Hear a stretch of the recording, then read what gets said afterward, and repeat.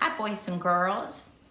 I'm Mrs. Cushing, and because this Sunday is Easter Sunday, I decided to read you a book that has something to do with something we associate with Easter. How about bunnies and rabbits? Well, the book I chose is called The Tale of Peter Rabbit, and it's written by an author named Beatrix Potter. So let's listen to the book.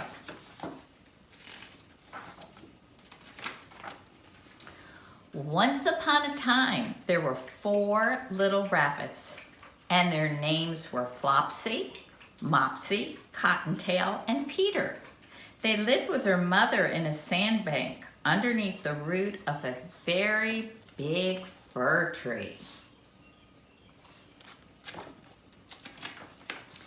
"Now, my dears," said old Mrs. Rabbit one morning, "you may go into the fields or down the lane, but don't go into Mr. McGregor's garden. Your father had an accident there. He was put in a pie by Mrs. McGregor. Now run along and don't get into mischief. I'm going out." Then old Mrs. Rabbit took a basket and her umbrella and went through the woods to the baker's. She bought a loaf of brown bread and 5 currant buns.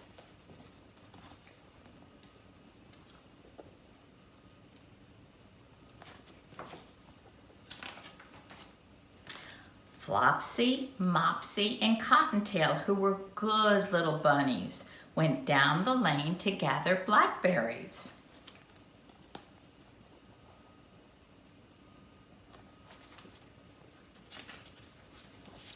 But Peter, who was very naughty, ran straight away to Mr. McGregor's garden and squeezed under the gate.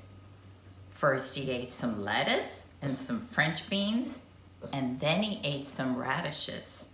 And then, feeling rather sick, he went to look for some parsley.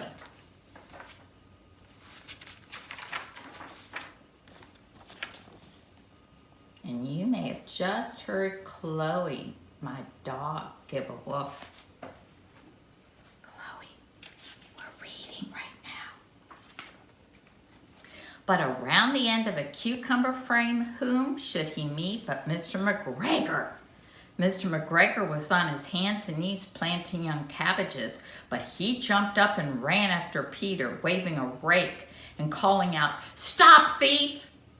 Peter was dreadfully frightened. He rushed all over the garden, for he had forgotten the way back to the gate. I think he's really scared.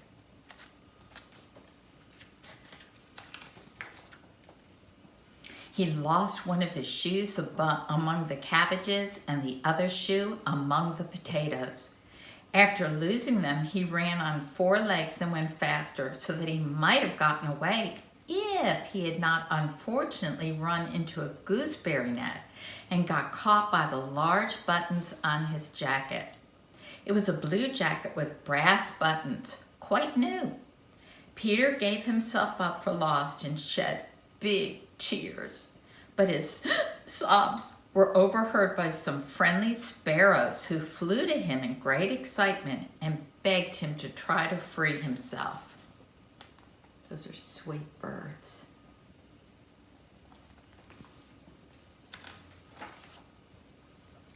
Mr. McGregor found a sieve which he intended to put on top of Peter, but Peter wiggled out just in time, leaving his jacket behind him. See up here, the sieve. He's trying to catch Peter. I wonder if he's going to get him. Peter rushed into the tool shed and jumped into a watering can.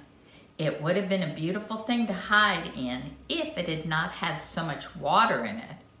Mr. McGregor was quite sure that Peter was somewhere in the tool shed, perhaps hidden under a flower pot. He began to turn them over carefully, looking under each. Suddenly, Peter sneezed. Kerchoo! Mr. McGregor was after him in no time. He tried to catch Peter, who jumped out a window, upsetting 3 plants. The window was too small for Mr. McGregor, and he was tired of running after Peter. He went back to his work. Peter sat down to rest. He was out of breath and trembling with fright, and he had no idea which way to go. Also, he was very damp from sitting in that can. After a time, he began to wander about, going lippity-lippity, not very fast, and looking all around.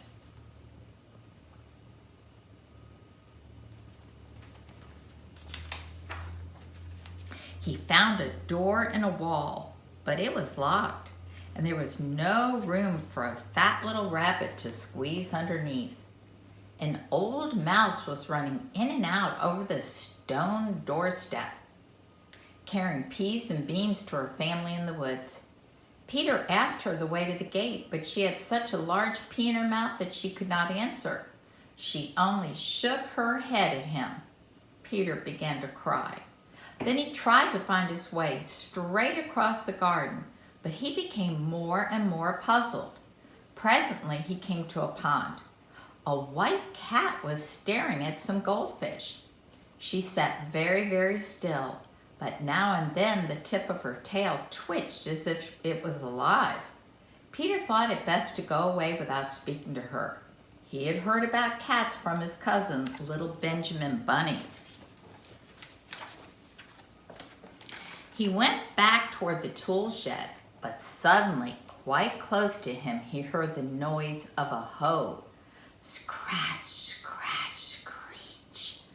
Peter scuttered underneath the bushes, but soon as nothing happened, he came out and climbed upon a wheelbarrow and peeped over. The first thing he saw was Mr. McGregor hoeing onions. His back was toward Peter, and beyond him was the gate. Peter got down very quietly off the wheelbarrow and started running as fast as he could go, along a straight walk behind some blackberry bushes. Mr. McGregor caught sight of him at the corner, but Peter did not care. He slipped underneath the gate and was safe at last in the woods outside the garden. Mr. McGregor hung up the little jacket and the shoes as a scarecrow to frighten the blackbirds. Peter never stopped running or looking behind him until he got home to the big fir tree. He was so tired that he flopped down upon the nice soft sand on the floor of the rabbit hole and shut his eyes. His mother was busy cooking. She wondered what he had done with his clothes.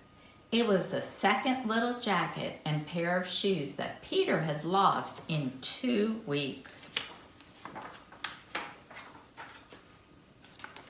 And this is the last page. That evening, Peter was not very well.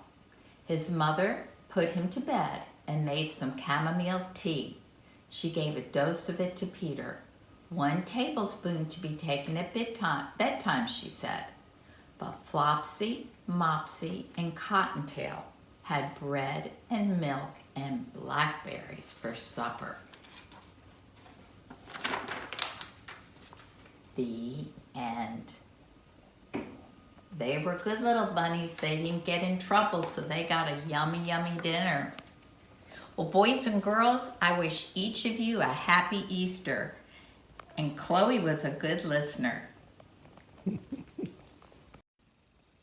Boys and girls, since Chloe likes to show off a little bit, I thought maybe it would be fun for her to do a couple tricks for you. Let's see if she'll do some. Chloe, come. Good girl, sit down. Good. That was all very good.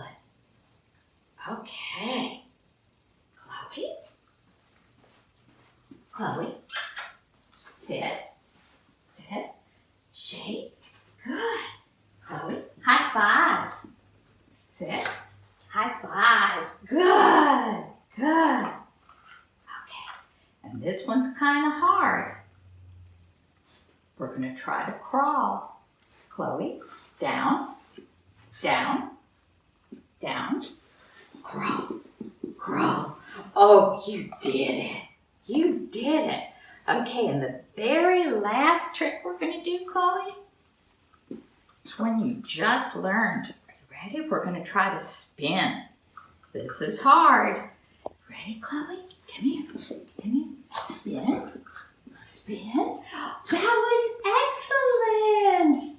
That was excellent. All right. Chloe, can you say Happy Easter? No, I didn't think so. Okay. Bye, boys and girls.